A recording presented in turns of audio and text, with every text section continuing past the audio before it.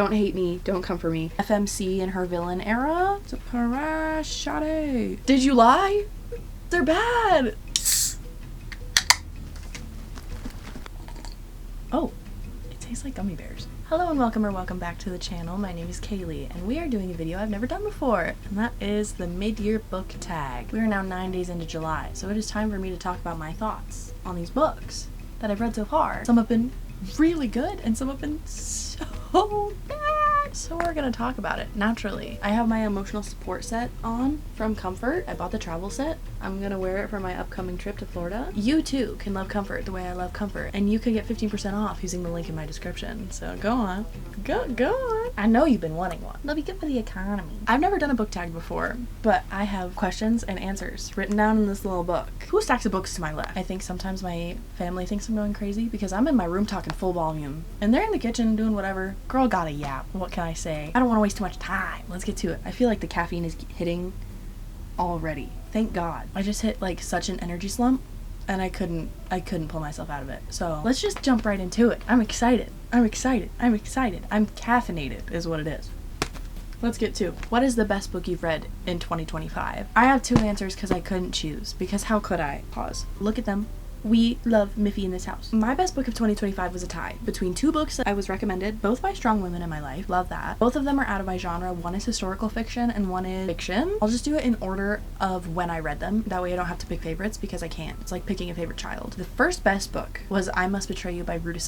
This is a historical fiction book focusing on a 17-year-old living in communist Romania at the time of the fall of the Berlin Wall. So a lot of these other Eastern Bloc countries are freeing themselves from communism, and Romania was one of the last countries to liberate itself from communism. This was so well done. This is the only Brutus I've read. Not only was this book very good and well written, but it was also very informative. I, as an American, have not known much about life in other countries, specifically in that time frame, because I was born past 2000. So it was really informative and I learned a lot from this book. She also put pictures and little snippets of like history at the back of the book, so you really got a picture for what those things were, or to Romania as a whole at the time. I could never have seen the betrayal in this book coming. You know there's gonna be a betrayal, but you don't know how it's gonna happen. I was trying to figure out what it was the whole time, and I was so blindsided, and it hurt my heart so much to know that this was a thing that people actually experienced at the time. You just really didn't know who you could trust. As we're following our MMC as a 17-year-old, he's falling in love for the first time and dealing with all these regular 17-year-old things, but also dealing with this completely different dynamic of who can I trust? Can I be trusted? All these really like deep, intensive questions. So it was really, really good. Truly like in a league of its own as far as the books that I've read, except for this other book. It's a tie. Also the best book I've read of 2025. And that second book is Wayward by Amelia Hart. This was recommended to me by my aunt. I talked about this in my May-June wrap-up. This book is about 3 different women from the Wayward family line, one in the 1600s, one in the 1900s, and one in 2019. And though they're so far apart, they have very similar stories in how they struggle, how they deal with society's expectations and men, and these pressures that are put on them, and this tragedy that befalls them. This book is a testament to the human spirit, specifically the spirit and strength of a woman, and her fortitude and her resilience. And I resonated with that really deeply, all about coming back to your roots. In my brain, anytime I talk about this book, I think of like The Lion King. Remember who you are. That's what it is, but it's so much deeper than that. I highly recommend the audiobook. I listened to the audiobook and there were 3 different narrators for the 3 different women, which helped me understand the characters a lot more. I feel like it fleshed them out individually so that their stories didn't muddle together. Next we have worst book of 2025. Oh man, the worst book I've read in 2025. I feel bad talking about this because I trusted y'all. You guys told me this was good, that I would love it. You told me you loved these people. Did you lie? They're bad. There's not a clear worst book between these two, so this is also a 2-book answer. And those 2 are in the same series, and it is Twisted Love and Twisted Games. I haven't even finished the rest of the series. I don't know if I will, bro. Those were so bad. Twisted Love focuses on Ava. It's Ava. The Twisted series focuses on this group of 4 girlfriends. The first book is Ava's book. The second book is Bridget's book. First book is grumpy sunshine kind of vibe. The second book is Princess Bodyguard. I just started to get so confused as to how these people are all related, because even in the first book, there's a kidnapping scene, and you're like, what? Out of nowhere. Completely out of left field. But how are we here? How did we get here? And that's kind of how the whole book felt. We're here, and now we're here, and now we're here, and now we're here. And there was no development across the way. There was no them getting closer. The first book, they trauma bond. That's it. Fully and completely. The second book, it literally doesn't even explain how they came to like each other. No clear plot progression at all. Event, event, event. 2 years later, I don't mind him so much. And now we're gonna bang. What? And then this guy that's been so Stonewall and so I don't talk to you, blah, blah, blah, blah, blah, is telling you his childhood trauma. Be so for real with me right now. There was zero development. I can't. I don't understand how you all think this is a good book. Not only that, but the writing was bad. And these are the only 2 Anna Huang books I've read. She has so many more books. There's the whole King of Sin series, which I've been seeing that some people love, and I don't know whether I can trust that or not. And then there's those other really pretty books that have like, there's a purple one and a pink one, If Love Had a Price, something like that. So pretty, and I want to read them. Such a bad taste in my mouth from those 2 books, specifically from Twisted Games, which I've been told by a lot of people is their least favorite book, but it was so horrifically bad. I don't know if I can stomach another one. I don't know if I can do it. Best sequel I've read in 2025. Easily by far, Iron Flame by Rebecca Yarros. People don't like this book.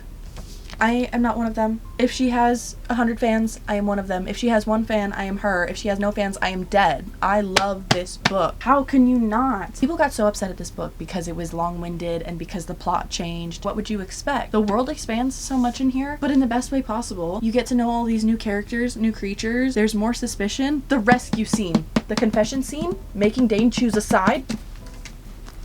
I will love this book forever. You will never be able to change my mind. The fact that I still feel so passionately about this book, and this was like the 3rd book I read this year. I'm not even kidding. I read this in January, okay? I have full body chills right now. I feel like I need to reread it. Only the first 2. I love how the world expands in here. I love all the details we get in here. I love everything that we learn. My heart broke for Xaden. I was literally sitting here in my bed. It was like 2 in the morning and I was weeping because my heart broke for Xaden, because he's literally just trying his best. He's trying so hard to keep all these people safe. And by far the best sequel I have read all year, hands down. No questions asked. Comment a good romantasy recommendation, please, because I have been so off my game with the romantasy, and I need something that gives me this feeling. Please tell me anything. I will try it. And if it's bad, I won't hold it against you, I promise, okay? I do have a projected best sequel for the second half of 2025, and that is China Rich Girlfriend by Kevin Kwan. I've read Crazy Rich Asians like 4 times, and I love, love, love that book. And the movie. They did an exceptional job with the adaptation, and I'm a huge fan. This book is about Astrid and her story. I love Astrid's character in Crazy Rich Asians, so I'm excited to see where this one goes and the rest of the series. Care Bears bookmark in there. I do think I'm gonna love this sequel just like I loved the first one. This is on my vacation TBR, so I'm gonna be reading this very, very soon. A sip. Next question. Worst sequel I've read in 2025. As we just discussed, Twisted Games by Anna Huang. That was terrible. Runner-up, We'll Always Have Summer by Jenny Han. The thing is, with the Summer I Turned Pretty trilogy, I thought it couldn't get worse. Specifically at the start of the 3rd book, We'll Always Have Summer. She's in college, she seems to be a little bit more grown up. It seems like we're going on a positive path. Wrong. Completely wrong. Just snowballs and is the worst book in the series. For all I can say about it, the writing is not the worst. And that's why it's the runner-up. It's not the worst book, because that was easily Twisted Games. Tone, story, plot, it's so cringe the whole time. This girl is 19 now. You'd think she'd have a little bit of a straighter head on her shoulders. You'd be wrong. I'm a hater. I'm a hater. And I'm proud. You could not pay me enough to speak highly about those books, because I would be lying straight to your face, and I never do that. I'm glad I got that out. I also talk about that in my May-June wrap-up. You'll see all about it, my strong feelings about that book. Next question. New releases you want to read in 2025, but haven't yet. The first that I'm really excited about is With a Vengeance by Riley Sager. I've read only 1 Riley Sager book, and I loved it so much that I started posting, because I didn't have anybody in my immediate circle to yap about with it, so I took to the internet so that I can yap with you guys about it. I'm thrilled to see what he does with a Vengeance. I don't even know what it's about, and I tell you I'll probably read it in 2 days, and I will probably love it. The other I wrote down is The Conditions of Will by Jessa Hastings.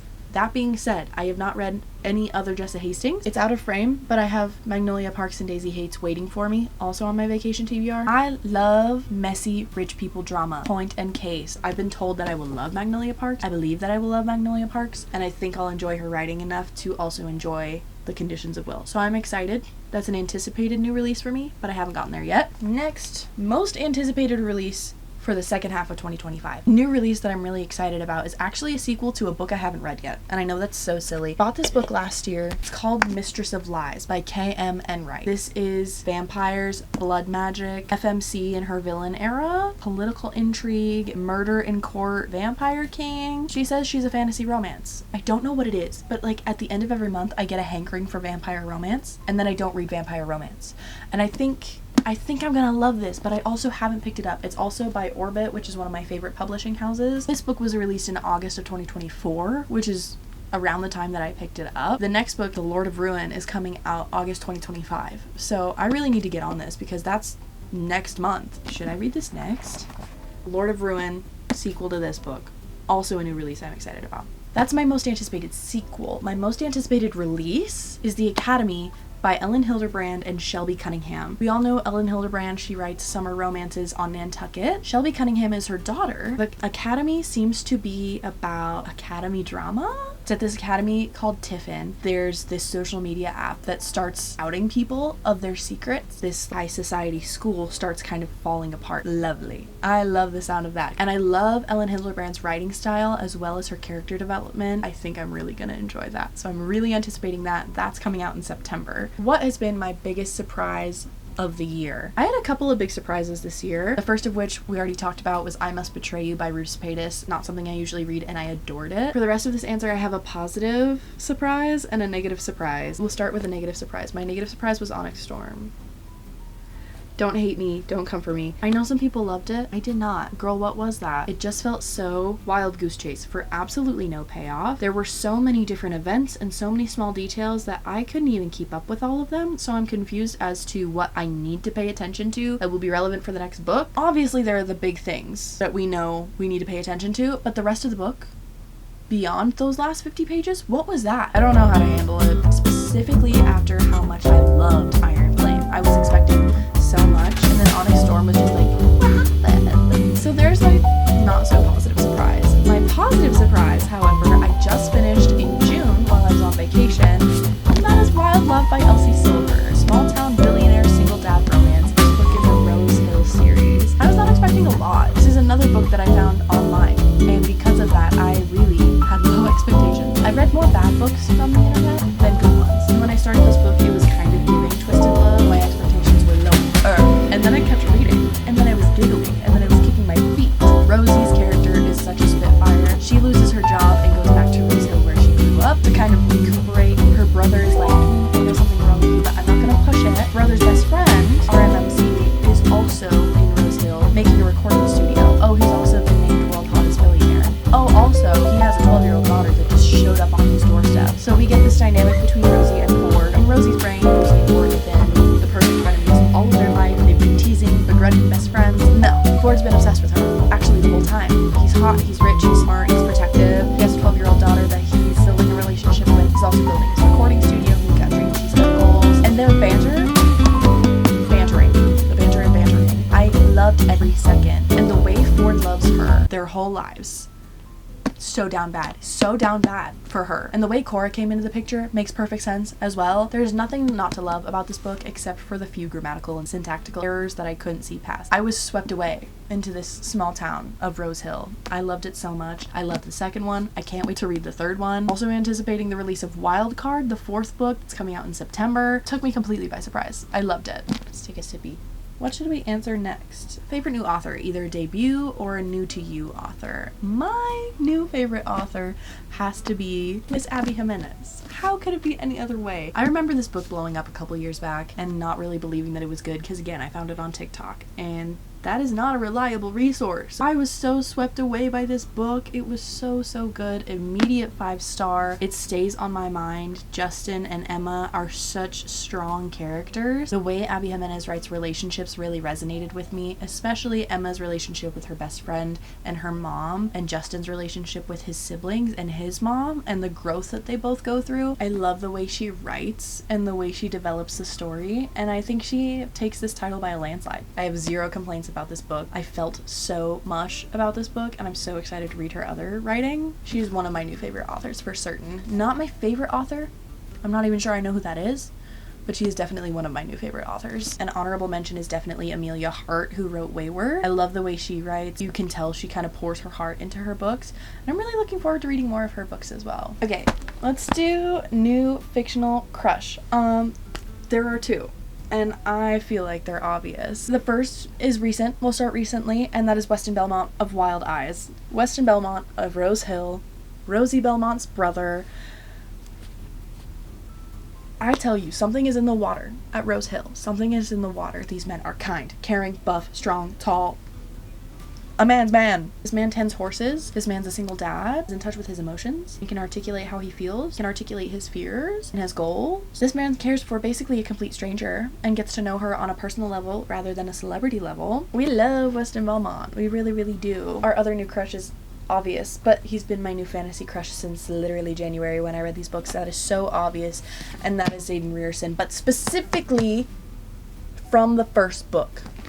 I know I love this book more than literally any of the other books in the series. Xaden Rierson in the first book, incomparable to the other books. He, in the first book, is so witty, snarky. He's got that tall, dark, handsome thing going on for him. Mr. Shadow Man. It's the mysterious air to him. We don't know him enough yet, Nicknaming her violence right away, disarming her on the mat, that whole bit. Yeah, I think also the dynamic between the two, superior subordinate type of thing, loved it. I think his development of big, strong, scary, I want to kill you, to not that at all, loved it. Now, Xaden in the second book, less so, because why are you hiding things from her? Xaden in the third book, no, you're losing me, but Xaden in the first book, get out of town. Get out of here. Get out of here. Or stay. You can stay. It's fine. Let's continue on, shall we? Books that made me cry. There have only been 2, one of which I just set down. As aforementioned, wept for him in this book. Almost started crying at work. I was so involved in the story, it was all I thought about. Absolutely cried over this beautiful book. Other book that I cried over this year, I just finished at the end of June, literally on June 30th. You can go see my reading sprint, Every Summer After by Carly Fortune, and the story of Persephone and Sam Florrick. Caught me so off guard, and it was so mean, and it hurt my feelings, and I was happy about it, and I would do it again. If there's one thing about me, it's that I like books that hurt me. Honorable mention for Binding 13. I didn't cry, but I'm convinced it's because I was feeling so much that I started to go numb. It's just hurtful the whole time, and there's no way to cope. You just have to feel it all, and there's no other way to do it. Books that made me happy. Let's pick it back up. Let's smile a little bit. These two, we just talked about them. They're both so good. This is by far a clear winner. In my opinion, on like a ranking scale, in a perfect world, this is an absolute 5-star. This is like the next tier down, but not quite a 4-star. That's why it's 4.99. That is my official rating for this book, is 4.99 stars. I was happy, I was smiling, I was kicking my feet. You know what it is? Both of these men give our FMC space and time to figure out who she is and what she needs. That goes so far for me. Not only that, but they have banter. They got jokes. They're handsome, they're nice, they're kind, they're considerate. This story is everything here. These books made me so happy. This book made me want to go outside. This book I read on the beach. Loved them both. Loved them both very, very much. And they made me so happy. And both of them have more books in the series that I have yet to read, so I'm very excited to go into that as well. Get out of jail free cards if I'm in a reading slump. I'll be reading some of these very soon because I feel like I'm in slump territory, and I'm scared.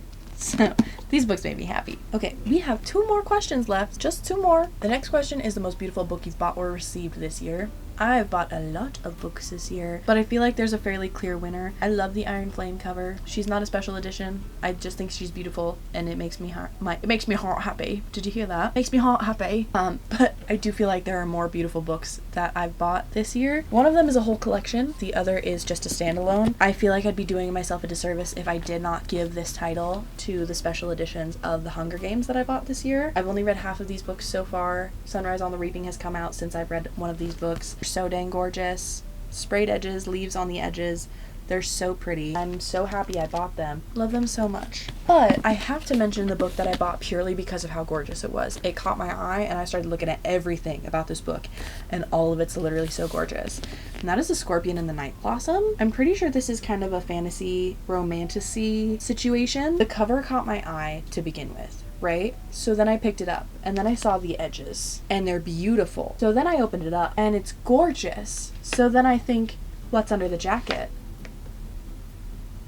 And it just does not stop being one of the most beautiful books I've ever seen. Naturally, I had to buy it. I think this one is a standalone for now, but the author does have other books out. It's too pretty. I had to buy it. This has been sitting on my TBR since. I don't know what I'm waiting for. I think I just need to be in the right mood, but she's literally stunning. The last question here, it's a good thing because I have like 5 minutes to wrap this up. What books do you need to read by the end of 2025? The rest of Boys of Tommen, Magnolia Parks, The Part of Your World series by Abby Jimenez, my entire vacation TBR. You can watch that video. There's like 15 books on it. But the book that is most imperative that I finish this year, I've been sitting on for like a year and a half. It's not even my book, it's my mom's. In my spring reading vlog, I told you that I was going to finish it soon, and I still haven't. I still have not. That book is Yumi and the Nightmare Painter by Brandon Sanderson. I don't know what it is, but it's not pulling at me at all, and I've been told that it finishes really well. It's such a gorgeous book. The cover, the illustrations. His writing style is nice. I don't know what it is. This book is just a little snoozy to me. It's just a little sleepy. I'm really far. I just cannot convince myself to read it.